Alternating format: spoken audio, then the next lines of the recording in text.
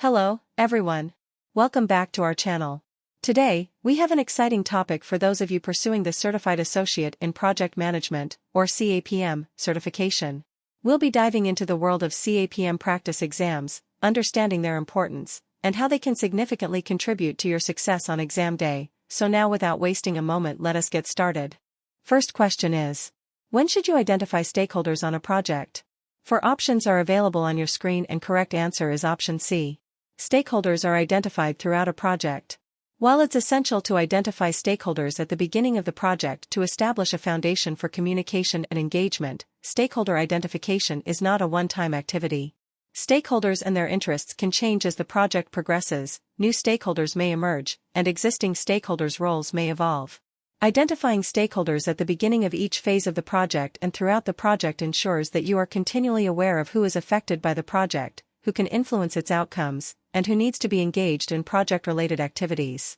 This approach enables effective communication, understanding of stakeholders' needs, and adaptation to changing circumstances. Let's review why the other options are not the best answers.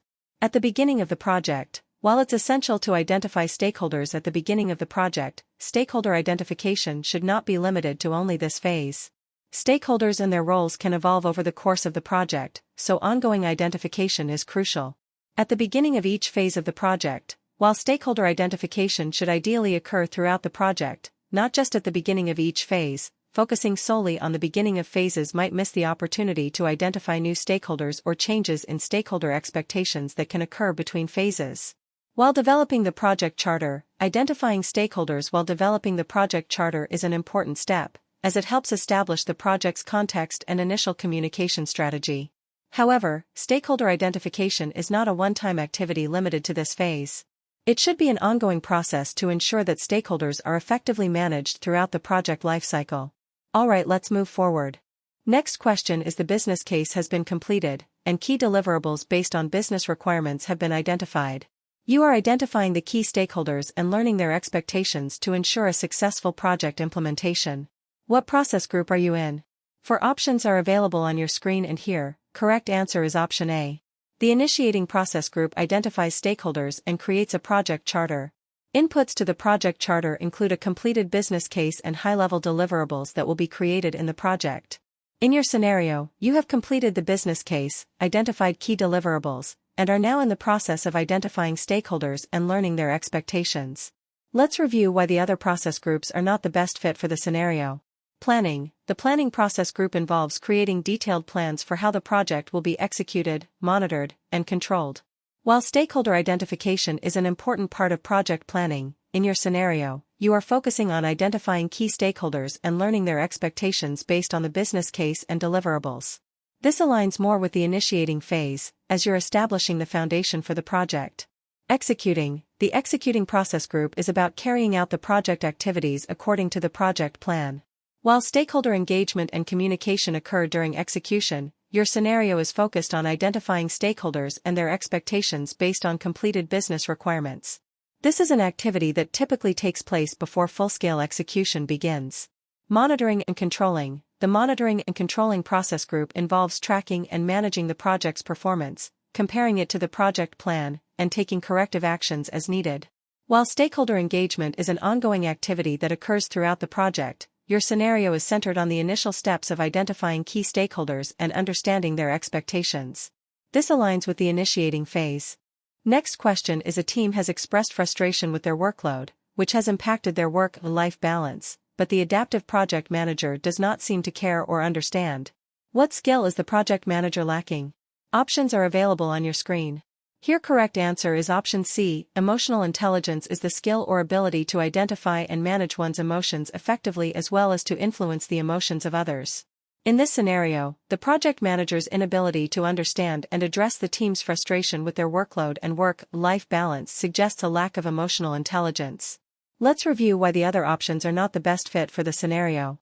Active listening. Active listening is a communication skill that involves paying close attention to the speaker, providing verbal and nonverbal feedback, and asking clarifying questions to ensure a clear understanding of the message. While active listening is important for effective communication, the scenario involves more than just listening. it's about the project manager's inability to understand and address the team's emotional concerns and frustrations. Passive listening. Passive listening refers to simply hearing the speaker's words without actively engaging or responding. This is not the issue in the scenario, as the problem lies in the project manager's lack of understanding and empathy, rather than whether they are listening attentively. Sensitivity. Sensitivity is related to being aware of and considerate of others' feelings, needs, and perspectives. While sensitivity is a part of emotional intelligence, the broader concept of emotional intelligence encompasses a range of skills, including recognizing and managing emotions, empathizing, and effectively responding to emotional situations. The project manager's inability to address the team's frustration goes beyond simply lacking sensitivity.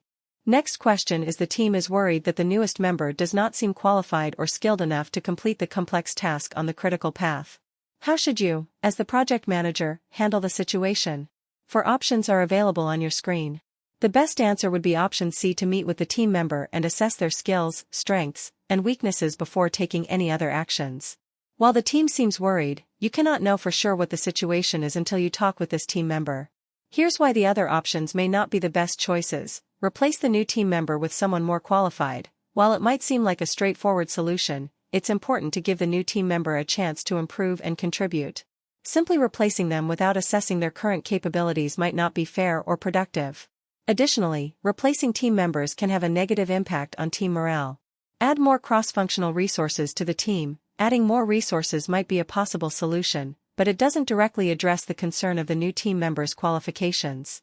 It's important to evaluate the skills and abilities of the existing team members before considering adding more resources. Reassign a more senior and seasoned member of the team. While reassigning a more experienced team member might solve the immediate problem, it might not be the best long-term solution. It could potentially disrupt the planned team structure and impact the balance of skills and expertise within the team. You are working for a company that is in the process of implementing new software for a hospital. Dave is the IT director of your company, and the project is being developed for Jasmine, the hospital operations director. Dave and Jasmine would be considered. Options are available on your screen, and correct answer is option D. Stakeholders in a project are individuals, groups, or entities that have an interest in or are affected by the project's outcomes. Dave and Jasmine would be considered stakeholders because they will affect or be affected by the project. There is insufficient information to determine if they would be the product owners. Project owners is a made-up term. Let's review why the other options are not the best fit for the scenario. Project sponsors. Project sponsors are typically individuals or groups that provide financial resources and overall support for the project. They might not be directly involved in the daily operations or implementation details of the project, as described in your scenario. Project owners. Project owners are individuals responsible for the project's overall success. While Jasmine, the hospital operations director, is involved in the project, the term project owner implies a role that encompasses higher-level decision-making and accountability for the project's success. Jasmine's role may be more focused on the operations side of the hospital. Product owners. Product owners are responsible for defining and prioritizing the features and requirements of the product, often within agile methodologies. This term is more relevant in software development projects, and the scenario doesn't explicitly mention a product being developed. It's about implementing new software for a hospital. Next question is: the team has formed and is beginning to get accustomed to one another. Recently, however, there have been some ongoing disputes between the team members, and it has escalated to a point where other team members are beginning to experience conflict and arguments. Which stage of Tuckman's ladder is the team in? 4 options are available on your screen. Here the correct option is option B. The team has already been formed. Given that the team is experiencing ongoing disputes, escalating conflict, and arguments, they are in the storming stage. This is a natural phase in team development as individuals with diverse backgrounds and perspectives come together and work through initial challenges in order to achieve greater cohesion and effectiveness later on. Let's review why the other stages of Tuckman's ladder are not the best fit for the described scenario. Forming. The forming stage is characterized by team members coming together, getting to know each other, and defining the team's purpose and goals. Disputes and ongoing conflicts are less likely to occur in this stage, as team members are still establishing relationships and understanding their roles. Norming. The norming stage is marked by increased collaboration, establishment of norms, and improved communication among team members. While conflicts might still arise during norming, they are generally less intense and pervasive compared to the description of ongoing disputes and escalating arguments in the scenario. Performing. The performing stage is when the team is functioning at its highest level of productivity, with well-defined roles and efficient processes. The description of ongoing disputes and conflicts among team members suggests that the team has not yet reached the performing stage. Next question is: you notice that team morale is slipping, and this is affecting productivity and engagement. What should you do? Four options are available on your screen, and the best option would be option A, to organize team-building activities so the team can learn to work together. Low team morale does not mean that team members are lacking skills, so they don't necessarily need to go on training. Doing a performance evaluation or referring them to the team charter is not going to get them working together. The way the team can learn to work together is through team building. Next question: as a project manager, you are beginning to identify stakeholders for a website redesign project. One particular person, Karen, is very vocal about the impact that the project will have on her role in the company. While Karen does not have any power or influence on the project, she is worried she will lose her job as a result of this project. Is Karen a stakeholder? Options are available on your screen. Here the correct answer is option A. Anyone who is impacted by a project, whether positively or negatively, is considered a stakeholder. Stakeholders in a project are individuals, groups, or entities that have an interest in or are affected by the project's outcomes. In your scenario, Karen is very vocal about the impact the project will have on her role in the company, and she is worried she might lose her job as a result of the project. This indicates that she will be impacted by the project's outcomes, making her a stakeholder. Stakeholders are not limited to having power or influence over the project. They can also include those who are impacted by the project, regardless of their level of influence. Karen's concerns and potential impact on her job make her a relevant stakeholder, even if she doesn't have direct power or influence over the project. Let's review why the other options are not the best fit for the scenario. Yes, because she will gain a new role. The scenario does not mention anything about Karen gaining a new role as a result of the project. She is primarily concerned about the potential negative impact of the project on her current role. No, because she has no power or influence. While having power or influence can be a characteristic of stakeholders, it is not the sole criterion. Stakeholders include anyone who is affected by or has an interest in the project's outcomes, regardless of their level of influence.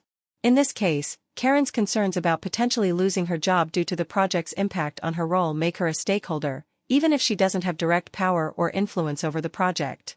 No, because she is not part of the project team. Stakeholders can include individuals who are not part of the project team but will still be affected by the project's outcomes. Karen's concerns and potential impact on her job indicate that she will be affected by the project, making her a stakeholder even if she's not part of the project team. Next question is: Mac has joined the company as a project coordinator. The project team members do not report to Mac but to different functional managers across various departments. Which type of project organization structure is this? Four options are available on your screen, and here the best answer is option B. In a weak matrix, the project manager has limited authority over the project team members. The team members still report to their functional managers, who have the ultimate authority over their work. The project manager's role is to coordinate the project and to ensure that the team members are working towards the project goals. Because the team does not report to Mac, this can be considered a weak matrix, where the project manager has little to no functional manager authority. Let's review why the other options are not the best fit for the scenario. Strong matrix. In a strong matrix, the project manager has more authority over the project team members than in a weak matrix. This means that the project team members would report to Mac, the project coordinator. However, in your case, the project team members do not report to Mac. Therefore, the project organization structure cannot be a strong matrix. Balanced matrix. In a balanced matrix, the project manager and the functional managers share authority over the project team members. This means that the project team members would report to both Mac, the project coordinator, and their functional managers. However, in your case, the project team members do not report to Mac. Therefore, the project organization structure cannot be a balanced matrix. Functional matrix. In a functional matrix, the project team members report to their functional managers, and the project manager has little or no authority over the team members. This is the opposite of what you described, where the project team members do not report to Mac, the project coordinator. Therefore, the project organization structure cannot be a functional matrix.